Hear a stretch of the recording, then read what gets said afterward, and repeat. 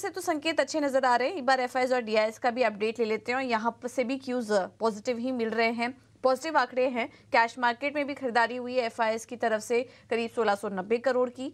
Cash market में DIIs ने भी खरीदारी की है 327 करोड़ की। इंडेक्स फ्यूचर में भी 1253 करोड़ की खरीदारी का आंकड़ा है और इंडेक्स ऑप्शन में देखेंगे तो यहाँ पर भी करीब 11,624 करोड़ की खरीदारी का आंकड़ा देखने को मिला है। तो इस वक्त संकेत यहाँ से भी अच्छे ही दिखाई दे रहे हैं। एक बार समझ लेते हैं आज के लिए लेवल्स कौन से इंपॉर्टेंट होंगे, क्योंकि आज एमपीसी की बैठक भी है और एक्सपायरी भी है, तो उसको देखते हुए बाजार की चाल थोड़ी वॉलेटाइल रह सकती है। एक बार लेवल समझ लेते हैं। हमारे साथ फोन लाइन पर डिम्पी कालरा जुड़ चुके हैं पूरा एनालिसिस लेकर। डिम्पी, गुड मॉर्निंग, बताइए। गुड मॉर्निंग पूजा। एक बार है ना एफआईएस के नंबर्स आप देख लीजिएगा। सिर्फ एक डीआईएस के नंबर्स में प्लस है और सभी नंबर्स एफआईएस कैश में, ऑप्शंस में, फ्यूचर्स में सभी में एक शॉर्ट है, यानी कि उनकी तरफ से कल बिकवाली हुई है और टोटल लॉन्ग पोजीशंस भी 37% से घटकर कल 34% हो गई हैं। इसका मतलब ये है कि बाजार के अंदर अभी थोड़ा सा रुकावट भी आपको दिखेगी और ये मार्केट के अंदर रुकावट इसलिए है क्योंकि एमपीसी की बैठक का आज फैसला आना है।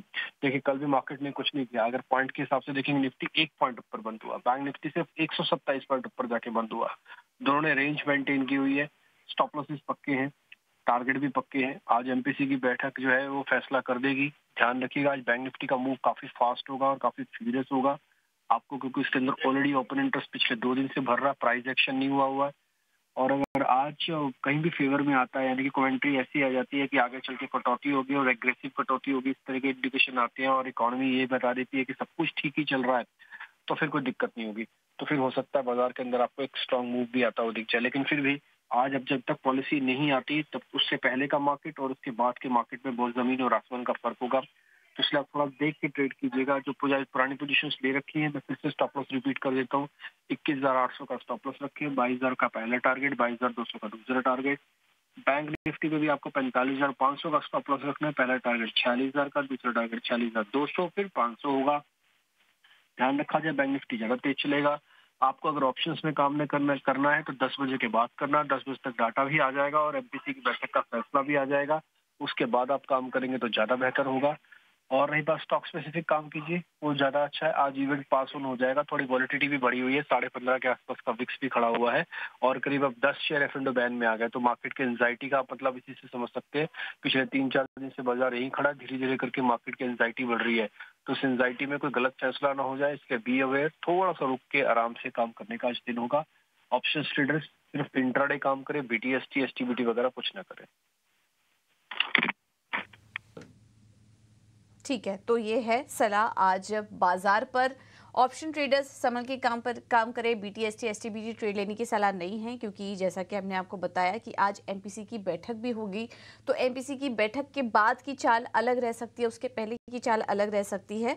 तो जो डिसीजन ले आप अपने ट्रेड का, वो एमपीसी की बैठक हो जाए, एक बार कमेंट्री आरबीआई गवर्नर की तरफ से निकल जाए, उसके बाद बाजार की चाल वो आगे जिस तरह के बयान निकल कर आते हैं वो आगे बाजार की दिशा तय कर सकते हैं। तो उस बैठक पर नजर रहेगी, गवर्नर की कमेंट्री पर नजर रहेगी। इसलिए संभल के ट्रेड कीजिए और ऑप्शन ट्रेडर्स को भी सलाह है कि इंट्राडे लेके जाए। बीटीएसटी एसटीबीटी ट्रेड करने की सलाह आज के लिए आपको नहीं दी जा रही है, आपको अहम लेवल्स भी बता दिए गए हैं। चलिए अब आगे बढ़ते हैं और ऐसे बाजार में ट्रेड कहाँ पर ले ये समझ लेते हैं। हमारे साथ फोन लाइन पर रणनीति देने के लिए केआर चौकसी के हेमंत कपाड़िया जुड़ चुके हैं। Hemant, thank you so much इजीना स्वदेश को समय देने के लिए। बताइए आज कोई ट्रेड लेना चाहिए क्या निफ्टी, बैंक निफ्टी में, पॉलिसी के पहले या पॉलिसी के बाद? तो खैर कमेंट्री पर डिपेंड रहेगा किस तरह के बयान निकल कर आते हैं, लेकिन उसके पहले क्या कोई ट्रेड लेने की सलाह देंगे और अपने स्टॉक स्पेसिफिक आइडियाज भी बताइए। Very good morning Pooja, thank you for having me on the show. नहीं, मेरे हिसाब से निफ्टी बैंक निफ्टी में ट्रेड नहीं लेना चाहिए, क्योंकि जैसे आपने बताया ये थोड़ा रिस्की हो जाएगा। तो वेट कर लेते हैं जब तक क्रेडिट पॉलिसी आती नहीं है। कुछ कंपेलिंग रीजन है नहीं और मार्केट भी रेंज बाउंड है। अगर आप निफ्टी या बैंक निफ्टी के मूव देखेंगे तो बड़ी रेंज है, लेकिन कोई स्पेसिफिक ट्रेंडिंग मूव उभर के नहीं आ रहा है और ऐसा इवेंट रिस्क है। तो मुझे लग रहा है थोड़ा ट्रेड अवॉइड करना चाहिए, एटलीस्ट पॉलिसी की अनाउंसमेंट आती नहीं है तब तक।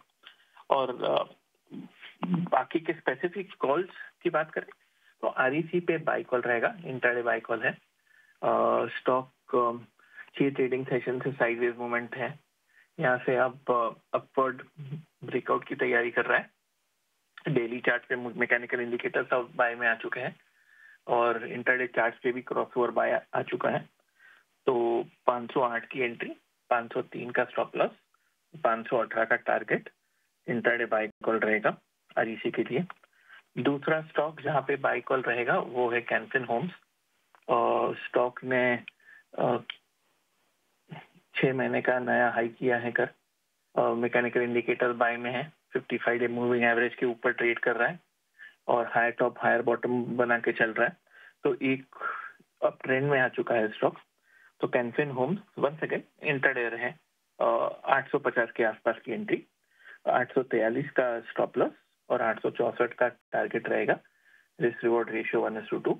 तो कैनफिन होम्स में भी इंटरडे बाय कॉल रहेगा। ठीक है, तो इंट्राडे के लिए कैनफिन होम्स में तेजी करके चल सकते हैं आप 864 के लक्ष्य के लिए। कल 4% ऊपर भी था, अभी भी तेजी करने की सलाह और आरईसी में भी खरीदारी करने की सलाह है 518 के लक्ष्य के लिए। थैंक यू हेमन आपका समय देने के लिए और ये रणनीति सुझाने के लिए।